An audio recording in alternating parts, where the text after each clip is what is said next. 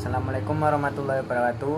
Saya Ulul Amri yang di sini akan menjelaskan tentang penilaian prosedur pengkajian pada bayi baru lahir.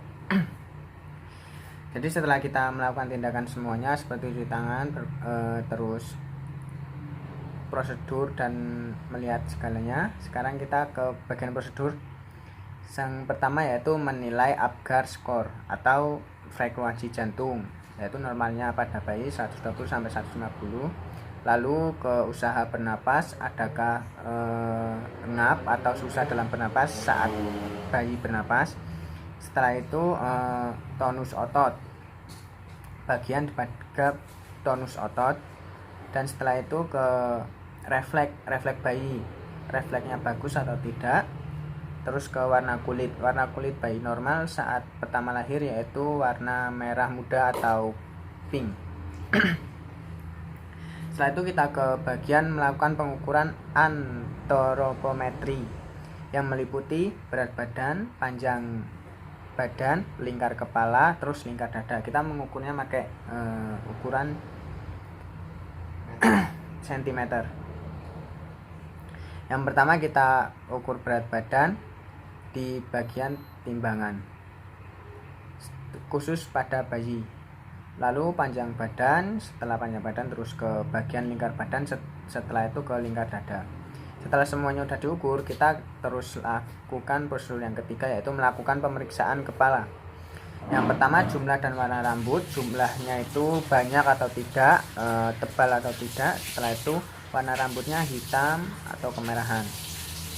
Terus adakah lenungo pada daerah bahu dan punggung. Biasanya bayi yang baru lahir itu terdapat tapi namun cuma sedikit, seperti bulu-bulu halus yang ada di punggung ataupun di bahu.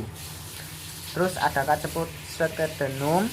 Setelah itu bagaimana sensitivitas mata terhadap cahaya, bagaimana refleks frekuensi berkedip. Jadi ketika nanti ada bayi, kita gunakan senter untuk melihat refleks cahaya dan refleks berkedipnya bayi. Terus kita melihat adakah kekeruhan pada kornea mata bayi. Setelah itu terus kita bagaimana dengan warna pupil pada mata bayi. Terus adakah edema atau darah beku pada palbera, terus perdarahan pada konjungtiva atau bagian mata. Setelah itu ke bagaimana dengan sensitivitas telinga jika dibunyikan bel. Jadi menggunakan bel atau jika tidak ada bel bisa memakai bunyi-bunyian apapun di samping bayi. Lalu setelah itu adakah adakah pernapasan melalui mulut, pernapasan melalui hidung. Jadi kita melihat pernapasan bayi yang di bagian mulut atau hidung. Terus adakah mukosa sekret makaprolun pada lubang hidung. Setelah itu bagaimana dengan warna lidah. Warna lidah bayi dilihat warna normalnya agak pink-pink ya. Terus bagaimana kemampuan refleks menghisap. Kemampuan biasanya ketika bayi mempunyai refleks yang menghisap kuat, biasanya dia mencari pada bagian puting atau menaruh tangan kita ke bagian mulut, nanti akan terasa hisapannya bayi tersebut. Terus bagaimana pigmen pada gusi. Pigmen atau warna pada gusi yaitu merah, agak ke putih atau pink-pink lah, yang sering pink. Terus bagaimana pergerakan leher, apakah terjadi keterbatasan atau tidak. Kita bisa melihat bayi dalam bergerak, kita bergerakan pelan-pelan pada bagian kepala, terus kita bisa melihat gerakan leher. Terus prosedur ketujuh yaitu melakukan pemeriksaan pada dada dan punggung.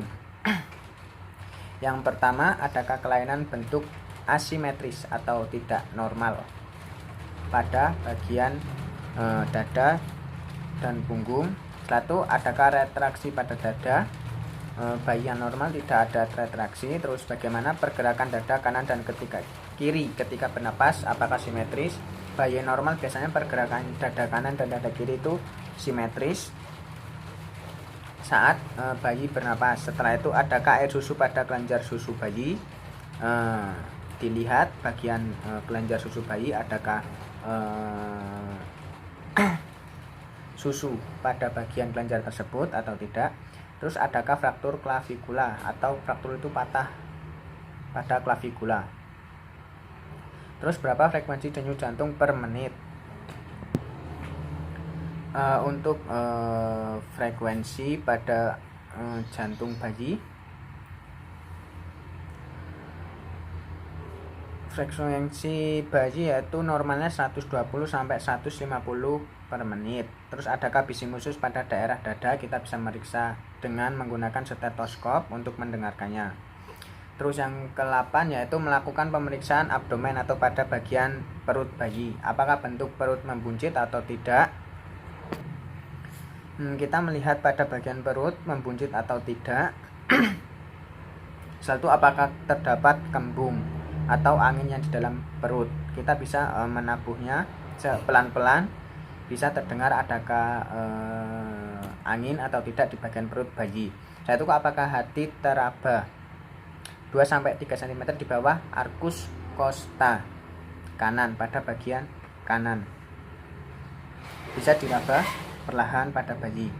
Terus apakah limfa teraba 1 cm di bawah arkus costa kiri. Setelah itu limfa pada arkus costa kiri. Kita bisa meraba pada bagian bayi.